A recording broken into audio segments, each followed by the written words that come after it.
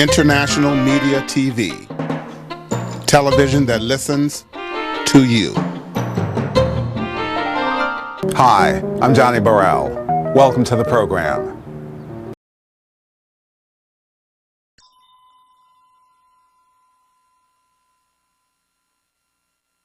Some of the public housing residents will actually move into rehab sites by the end of this year, or as early as next April. They'll move into brand new refurbished sites. They can stay and call home for a long time.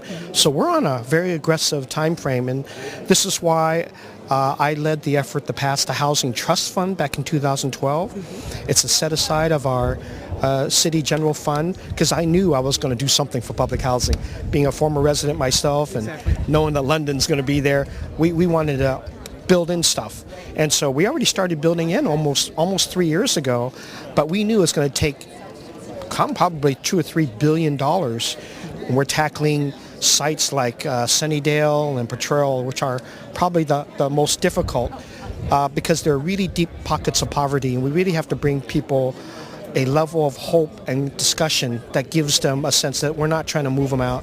We're trying to make them a part of success of the city. So doing it in the Hope SF way takes a little longer, much more collaborative, but I'll say it invites a lot of private investments. This is what we're doing in the new way we're doing public housing. Okay. I'm Jackie Wright with International Media TV, and I've got one other question for you. How significant is Prop A and that ballot issue? It is absolutely significant. I mean, I said earlier we hadn't passed an affordable housing bond in this city for over 2.5 decades. Shame on us.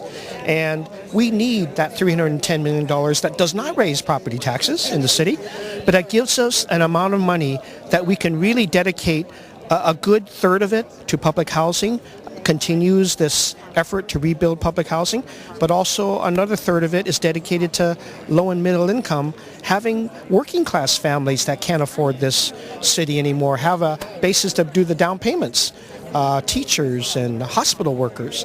And then another third of it will be to buy down the land, the cost of land, so that we can, like at the navigation site, build 100% affordable housing. And we just need that capacity. I've got a goal to build 30,000 units of housing in 5 years. I got to rehab a portion of that and build new housing at the same time. That all takes incredible amount of resources. We're focused on that. We're going to get it done, and we're going to get it done the right way, including people, and not ever referring to our residents as public housing residents. They are residents of San Francisco. I'm proud that they are my next door neighbors. Right. Thank you. Anything else you want to add? Vote for Prop A on November 3rd. Thank you, sir. Thank you. Thank you. We were just talking about the global situation about the presidential election compared to what's happening here.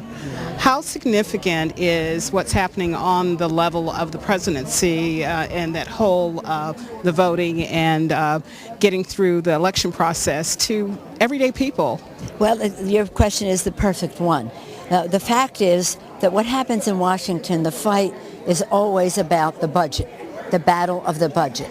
And that is what should be a statement of our national values. What is important to us should be how we invest the resources of our country to educate our children, to house our people, to provide job opportunities with incentives and the rest. And that is a big difference between Democrats and Republicans. So it's relevant to people's lives, but we have to tell them how relevant it is. The budget that the Republicans have been putting forth has really cut our investments in the future. You don't save any money by cutting investments in education, because nothing brings more money to the Treasury than educating the American people. You don't save money by cutting down initiatives for growth, like investing in building the infrastructure of our country, because that creates jobs, brings revenue to the Treasury, promotes commerce. So what's useful about this fight now is that the public is more aware of the stark difference between those who would invest in America's future, have middle-class economics, or those who will just give tax cuts to the richest people in America, and hopefully it will trickle down. That is the fight, and it means something to people in their lives, whether it's the education of their children, their job security, the solvency of their pensions, their access to Medicare, Medicaid, Social Security. All of these decisions spring from budget decisions, and that's the debate we will have between now and December 11th. So national politics is local politics as well. One of the things that... Personal. It's more than local, it's personal. Yes. One of the things that really came out in your comments was the fact that you recognize generations, as you talked about Miss Johnson and her father, and putting that significance of the human element of the story of what's happening here. That was very significant. I appreciate you saying that, because why are we here? It's really an honor to be on the program with Ariana. James Henry Johnson, her grandfather. Is that pretty exciting? And how proud he would be to see you, a leader carrying on in that tradition. Wasn't she wonderful? We're here to make sure we're doing the work for the people. When His Holiness Pope Francis was here, he talked about leadership. He said you should have openness, you should have pragmatism to get the job done for people so that their lives can be improved. And that's what it's all about. It's not about anything other than how does this translate in the success of each person, the hope they have, the investment that they make in their children. And our country has always been built on the idea of the American dream, that is, that every generation takes responsibility to make the future better for the next generation, in their family and in our country. Thank you very much for your time. Thank you. Basically, what were the main things that you wanted to get across today from your heart? I think what I wanted people to understand is that, what's most important to me is to make sure that we change the lives of the people who live in these developments. And part of that is changing the units and making them better, making sure that the quality of the work is good workmanship. They deserve that. They deserve to live in places that are well maintained and well taken care of. And also I want them to feel secure in their homes. So public safety has been a big issue in this neighborhood, and people, are like, wait a minute, this is new, this is different, we're not sure. And my thing is, as supervisor, with knowing many of the residents here, is to make sure that I'm reassuring them that I'm paying attention, that if something is not comfortable for them, then I want them to contact me and let me know what's going on so that I can stay on top of it. I'm going to be watching this very closely. I'm going to be watching as the organizations work with the residents. I'm going to be dealing with their issues, dealing with their complaints. And I'm hopeful that, these different nonprofits and private developers and other folks who are working with these residents communicate clearly, communicate consistently, and stay involved in making sure that not only do we rehab these units, but the new opportunities created as a result of all of this money, they should benefit from that as well.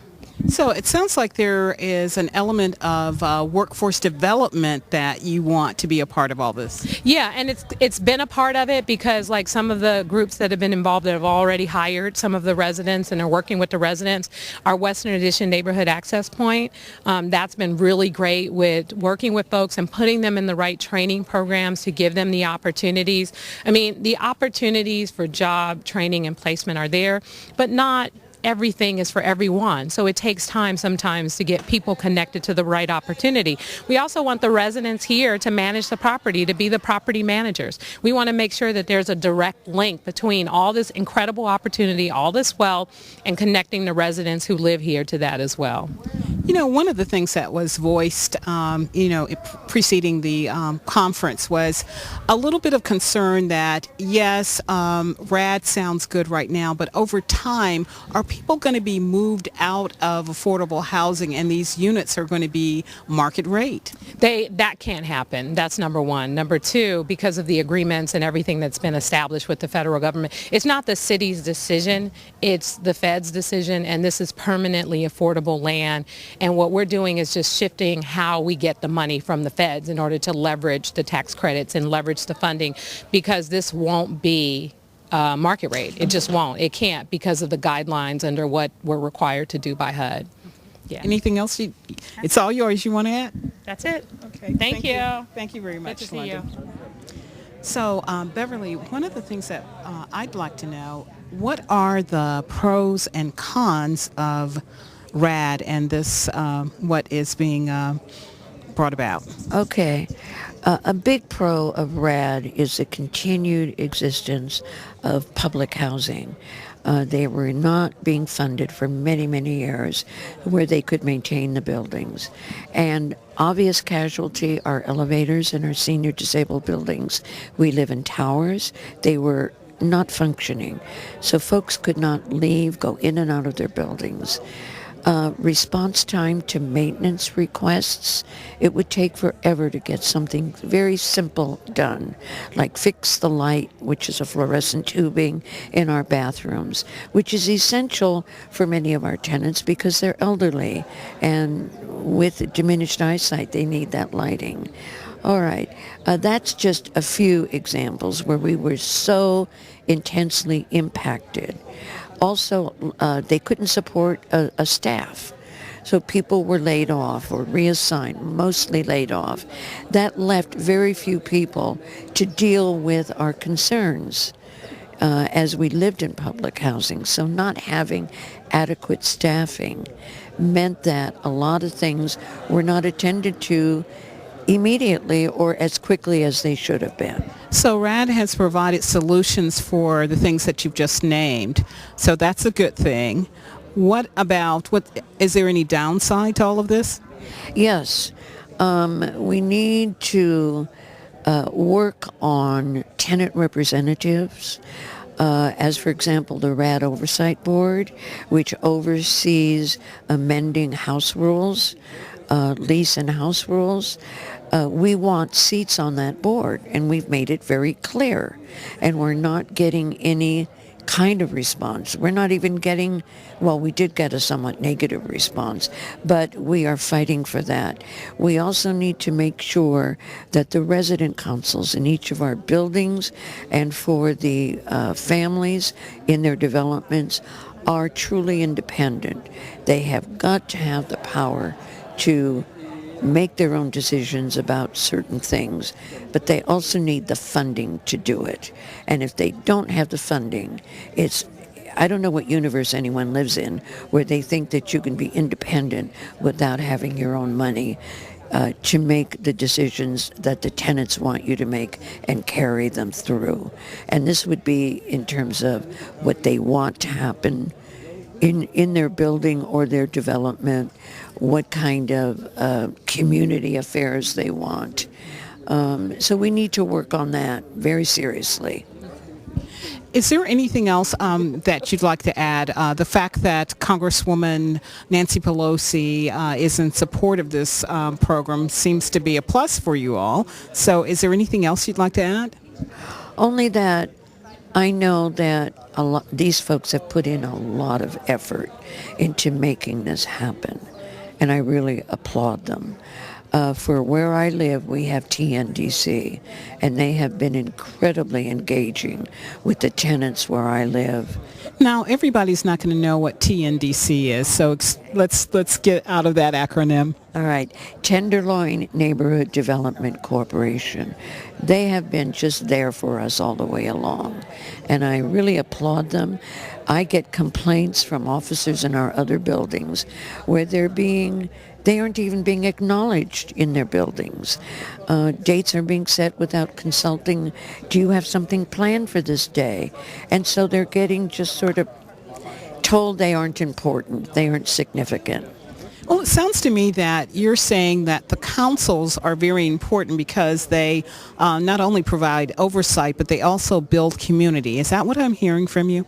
Yes, very much. The tenants in each building, the aim is they are self-governing, and they do that through their resident council. They nominate and elect them, and the resident council is accountable to the tenants in their building. If they don't have the support for that and the funding for that, then it's meaningless. Then we're being, which is what it is so far now, we're just being told.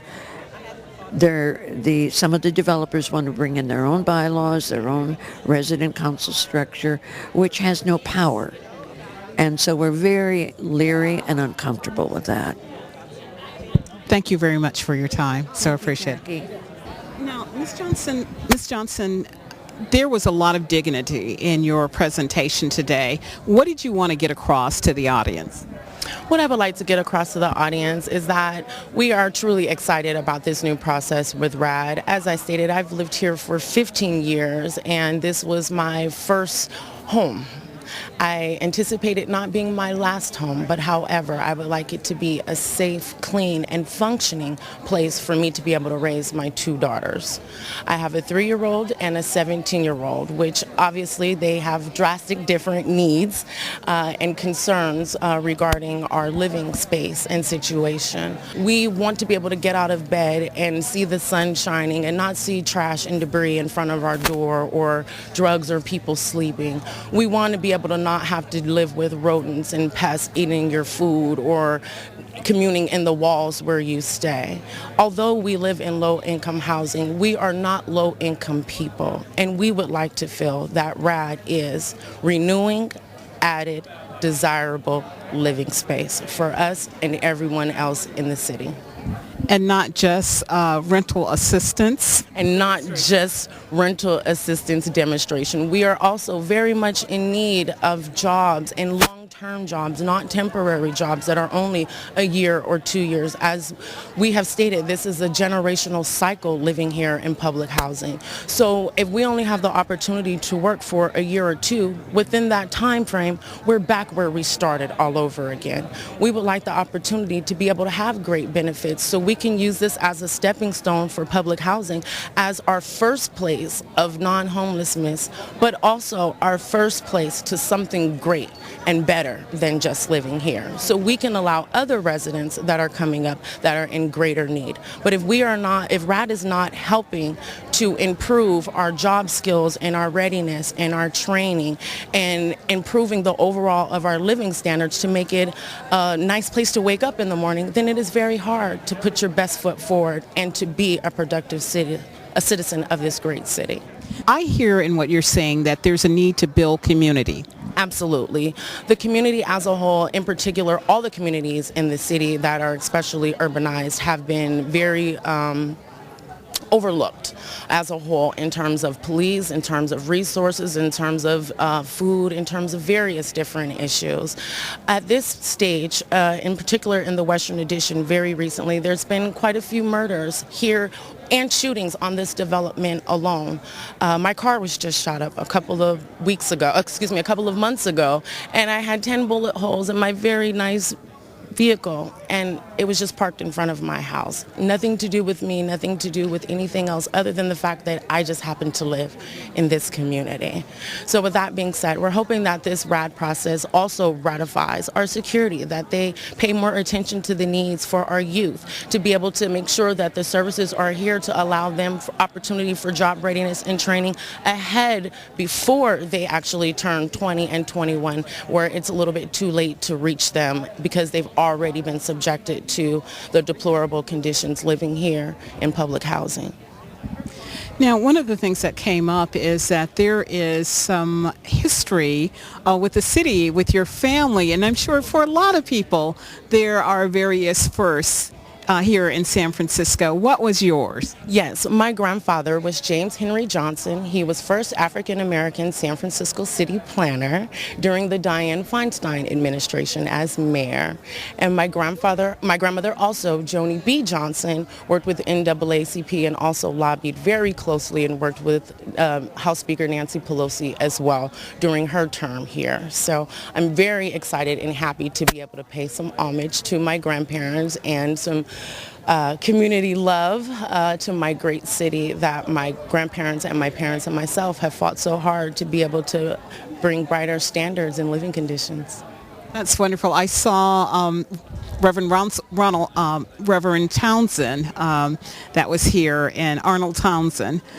Reverend Arnold Townsend was here, and he's with the NAACP, so it was great to see that that organization that's part of your history was represented here today as well. Yes, absolutely. It's been amazing working with Reverend Townsend. I've done several community projects with him throughout the years, and so we're just very honored to have people that we know from the community and particularly as well as with Supervisor Breed that I've done work with in the past, to know that these people firsthand know and have lived here and feel and breathe the city air and issues. Wonderful. Thank you very much for your time. Thank you for making a difference here in the community and being a leader for the rest of the community, not only here in this housing area, but for all of San Francisco. Thank you for being a stand-up San Franciscan here and now. Thank you so much. I appreciate you, and I am very honored to be here today to speak. Thank you.